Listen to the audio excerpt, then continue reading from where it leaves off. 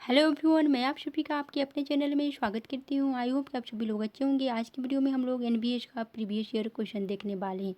यह क्वेश्चन है PGT history का। तो चलिए हम लोग देखते हैं किस तरह से जो है एनबीएस में क्वेश्चन पूछा गया है। हम लोग सभी क्वेश्चन को देखेंगे बारी बारी से।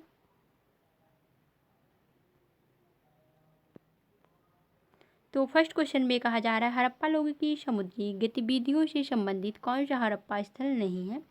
ये ऑप्शन है लोथल, बी ऑप्शन है बालाकोट, सी ऑप्शन है सुक्ताकोम और डी ऑप्शन है देशालपुर। बताइए कौन सा ऑप्शन राइट होगा। तो ऑप्शन नंबर डी जो है सो राइट होगा, देशालपुर। क्योंकि क्वेश्चन में कहा जा रहा है हड़प्पा लोगों की समुद्री गतिविधियों से संबंधित कौन सा हड़प्पा स्थल नहीं है। तो कौन सा जो है इसमें से हड़प्पा स्थल नहीं है। तो देशालपुर जो है हड़प्पा स्थल नहीं है। बाकी तीनों जो है लोथल, बालाकोट और सुक्ताकोम हड़प्पा कालीन स्थल नहीं है, बंदरगाह है हड़प्पा कालीन। तो चलिए अब हम लोग नेक्स्ट क्वेश्चन की तरफ चलते हैं और देखते हैं अगला क्वेश्चन। क्वेश्चन नंबर सेकेंड, उसमें क्या कुछ कहा जा रहा है। तो क्वेश्चन नंबर सेकेंड में कहा जा रहा है, सिंधु घाटी काल के धार्मिक और सामाजिक जीवन को समझने के लिए कौन सी उपलब्धि सबसे अधिक सहायता करती है। ए में है कब्रिस्तान, बी में है टेराकोटा मूर्तियाँ और मोहरे, सी में है फर्नीचर और मिट्टी के बर्तन और डी में है मकानों और अन्य इमारतों के अवशेष। बताइए कौन सा ऑप्शन जो है सो राइट होगा। तो ऑप्शन नंबर बी राइट होगा, टेराकोटा मूर्तियाँ और मोहरे। तो बी ऑप्शन राइट होगा। क्योंकि क्वेश्चन में कहा जा रहा है सिंधु घाटी काल के धार्मिक और सामाजिक जीवन को समझने के लिए कौन सी उपलब्धि सबसे अधिक सहायता करती है। तो टेराकोटा की मूर्तियाँ है और मोहरे जो है समझने में सबसे अधिक सहायता प्रदान करती है सिंधु घाटी के धार्मिक और सामाजिक जीवन को समझने में। तो चलिए अब हम लोग आगे चलते हैं और देखते हैं next question, question number third, उसमें क्या कुछ कहा जा रहा है उसे भी हम लोग देखते हैं। तो क्वेश्चन नंबर थर्ड में कहा जा रहा है, हड़प्पा लोगों का धार्मिक विश्वास कौन सा नहीं था। ए में दुष्ट आत्माओं और परलोक के जीवन में विश्वास, बी में उपासना पत्ती और अग्नि, सी में वृक्ष और पशुओं की आराधना, डी में विशाल प्रार्थना स्थानों का निर्माण। बताइए कौन सा ऑप्शन राइट होगा। तो ऑप्शन नंबर डी राइट होगा, विशाल प्रार्थना स्थानों का निर्माण। क्योंकि क्वेश्चन में जो है वह कहा जा रहा है हड़प्पा लोगों का धार्मिक विश्वास और कौन सा नहीं था। तो विशाल प्रार्थना स्थानों का जो निर्माण है वह हड़प्पा से नहीं मिला, बाकी सभी मिला है। दुष्ट आत्मा और परलोक के जीवन में विश्वास था, उपासना पत्ती और अग्नि की पूजा करते थे और वृक्ष और पशुओं की आराधना भी करते थे। सिर्फ डी नंबर ऑप्शन राइट है, क्योंकि उस समय विशाल प्रार्थना स्थानों का निर्माण नहीं हुआ था हड़प्पा काल में। तो चलिए अब हम लोग आगे चलते हैं और देखते हैं क्वेश्चन नंबर फोर्थ, उसमें क्या कुछ कहा जा रहा है।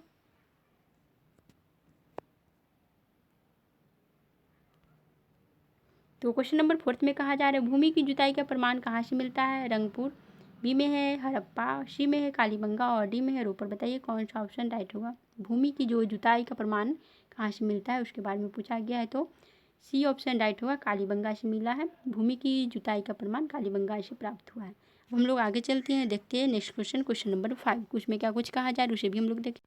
तो क्वेश्चन नंबर 5 में कहा जा रहा है, जनपद के संबंध में कौन सा कथन सही नहीं है। ए में है इसका शाब्दिक अर्थ वह स्थान है जहाँ लोग अपने पैर रखते हैं। फिर बी में है जनपद तत्वतः एक कृषि बस्ती थी। सी में है जनपदों के नाम अक्सर प्रभावी कच्छ क्षेत्र वंशों पर रखे जाते थे और डी में है जनपद की स्थापना दर्शाती है कि व्यापार समकालीन जीवन का अति महत्वपूर्ण कारक बन गया था। बताइए कौन सा ऑप्शन राइट होगा। तो ऑप्शन नंबर डी राइट होगा। क्योंकि क्वेश्चन में जो है वह कहा जा रहा है जनपद के संबंध में कौन सा कथन सही नहीं है। तो सही नहीं बताना है। तो जनपद की स्थापना दर्शाती है कि व्यापार समकालीन जीवन का अति महत्वपूर्ण कारक जो है बन गया था। ये सही होगा, क्योंकि क्वेश्चन में कहा जा रहा था कथन सही नहीं है, बाकी सभी ठीक है। इसका शाब्दिक अर्थ वह स्थान है जहाँ लोग अपने पैर रखते थे, सही है। जनपद तत्वतः एक कृषि बस्ती थी, ये भी सही है। जनपदों के नाम अक्सर प्रभावी कृषि क्षेत्र वंशों पर रखे जाते थे, भी सही है। सिर्फ डी नंबर क्वेश्चन के अनुसार देखें तो डी ऑप्शन राइट होगा। चलिए अब हम लोग आगे चलते हैं, नेक्स्ट क्वेश्चन को देखते हैं, क्वेश्चन नंबर 6, उसमें क्या कुछ कहा जा रहा है।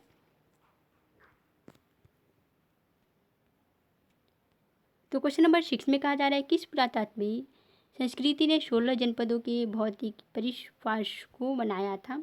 ये में PGW लोह पूर्व प्रावस्था संस्कृति, फिर बी में है तांबा संचय संस्कृति, सी में है NPBW संस्कृति और डी में है PGW लोह प्रावस्था संस्कृति। बताइए कौन सा ऑप्शन जो है सो राइट होगा।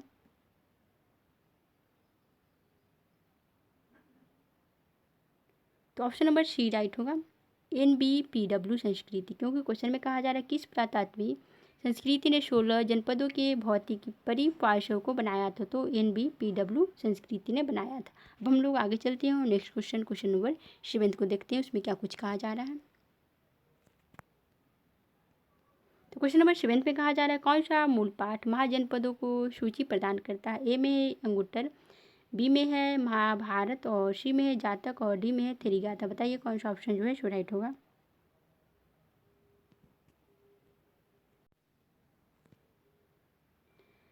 तो ये ऑप्शन राइट होगा, अंगुत्तर निकाय जो कि बौद्ध धर्म से संबंधित है। तो मूल पाठ महाजनपदों को सूची प्रदान करता है, इसी में 16 महाजनपदों का वर्णन है अंगुत्तर निकाय में, जो कि बौद्ध धर्म का ग्रंथ है। अब हम लोग आगे चलते हैं और देखते हैं नेक्स्ट क्वेश्चन नंबर 8 को देखेंगे। अब हम लोग इसमें क्या कुछ कहा जा रहा है उसे भी हम लोग देखते हैं।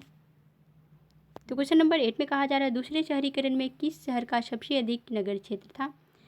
ए में है श्रावस्ती, बी में है पाटलिपुत्र और सी में है राजगिरी और डी में है कौशाम्बी। बताइए कौन सा ऑप्शन जो है सो राइट है।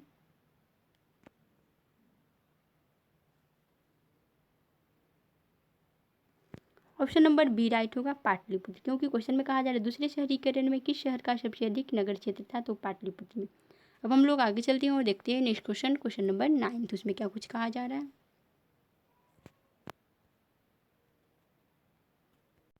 तो क्वेश्चन नंबर 9 में कहा जा रहा है पंचायम पद का क्या अर्थ है। 5 तत्व, बी में है 5 नियम, सी में है 5 ग्रंथ और डी में है 5 रत्न। बताइए कौन सा ऑप्शन जो है सो राइट होगा। तो ऑप्शन नंबर बी राइट होगा, 5 नियम, क्योंकि क्वेश्चन में कहा जा रहा है पंचायम पद का क्या अर्थ है, तो 5 नियम है पंचायम का पद का अर्थ। अब हम लोग आगे चलते हैं और देखते हैं नेक्स्ट क्वेश्चन नंबर 10, तो उसमें क्या कुछ कहा जा रहा है उसे भी हम लोग देखेंगे।